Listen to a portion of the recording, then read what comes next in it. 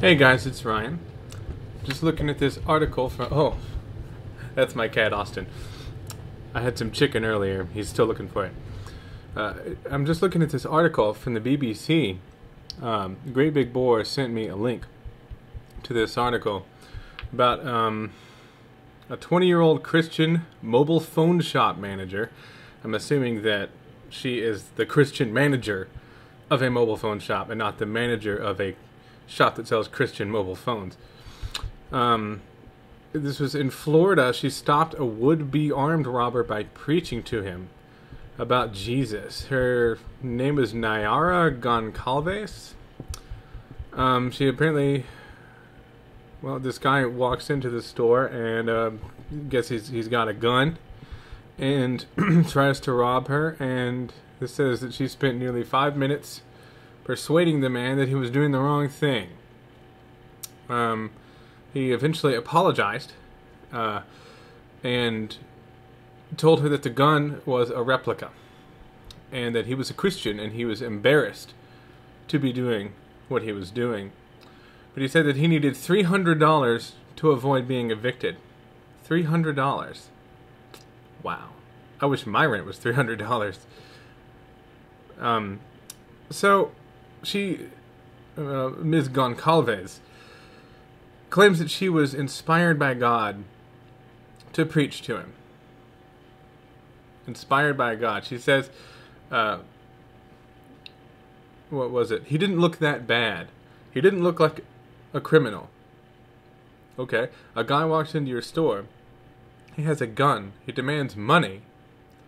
And he doesn't look like a criminal to you? I mean, maybe he was well dressed. Maybe he had nice hair or something. But you point a gun at me, you say, give me your money. I'm thinking criminal.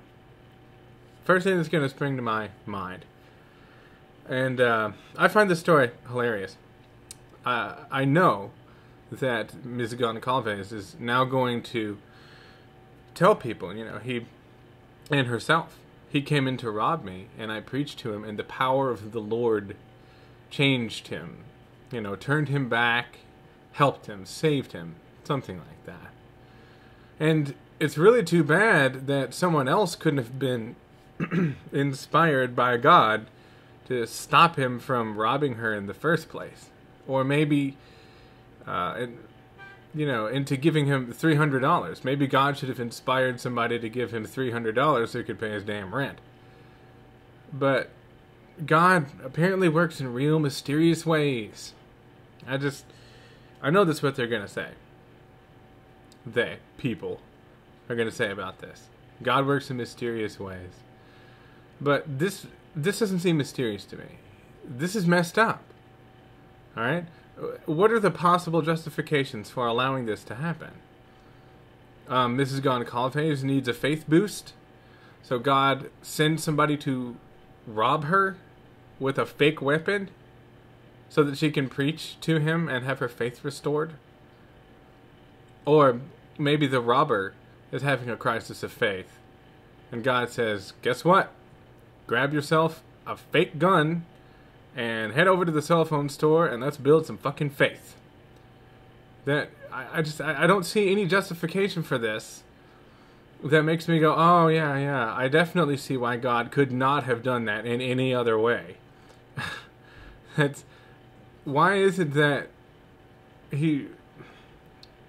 somebody comes into your store and terrifies you, threatening your life, aiming a gun at you, and this is God's way of communicating? He's omnibenevolent, right? That's the word I was thinking of. Omnibenevolent, right? And he's omnipotent. He can do anything that he wants, in any way that he wants. Even things that we say are not possible. Like there are lots of people who will say, oh, it's not possible for people to have free will and for our lives to be predetermined. Or it's not possible for us to have free will and also not be able to do evil and stuff like that. You have to understand, this omnipotent God, there's no, it's not possible. You can't say that. Everything is possible. So anything is possible for God. And this is what he chooses to do. Of all possible things. I mean, this guy, he's $300 down. He's going to get evicted. He owns a replica gun. What the fuck is going on in this guy's life? And what's great is he didn't turn himself in. He just fled. So, God saved him, but couldn't motivate him to turn himself into the authorities.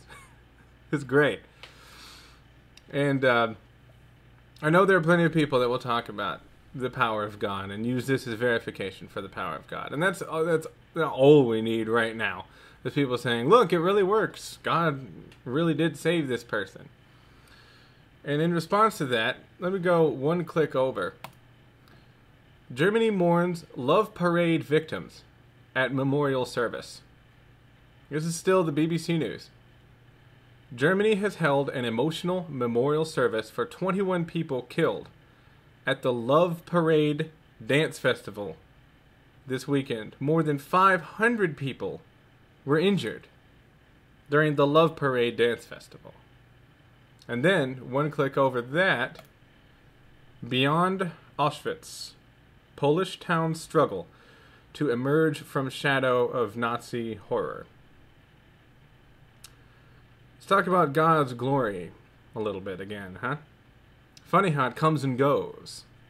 You'd think that if there were an all-powerful deity who is omnibenevolent, only wants the best things for us, only does good things, the giver of all good things, his grace and his acts of love would be far more consistent. Why is it that God will inspire somebody to preach to somebody who tries to rob their cell phone store with a fake gun, but then he won't apparently act to save 500 people from being injured and 21 people from being killed at a dance festival? Why is it that he won't intervene to stop the execution of millions of Jews in death camps? The power of God. It works in mysterious ways. Right.